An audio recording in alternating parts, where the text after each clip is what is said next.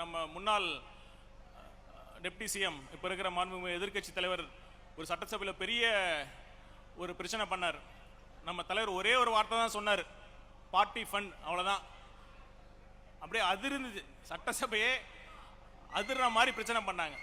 என்ன ஆதாரம் இருக்கா, ஆதாரம் இருக்கான்னு எல்லாத்துக்குமே தெரியும், ஊடகத்துக்கு தெரியும், மக்களுக்கு தெரியும், ஓட்டு போட்ட அனைவருக்குமே தெரியும்.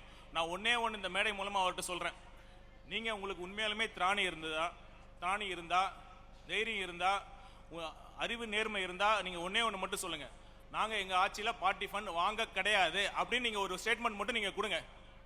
தைரியம் இருந்தால் நீங்கள் அது கொடுங்க. அது மக்கள் எல்லாம் பார்த்துட்டு தான் இருக்காங்க.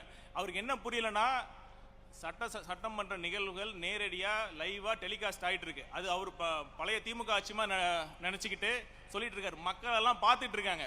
அதனால் இந்த மேடை மூலமாக நான் அவர்கிட்ட ஓப்பனாக சொல்கிறேன், உங்களுக்கு தைரியம் இருந்தால் நீங்கள் சொல்லுங்கள், எங்கள் ஆட்சியில் நாங்கள் பார்ட்டி ஃபண்ட் வாங்க கிடையாது அப்படின்னு நீங்கள் சொல்லுங்கள். அப்புறம் பார்த்துக்கலாம், மக்களே அதுக்கு சரியான தீர்ப்பு வழங்கிடுவாங்க.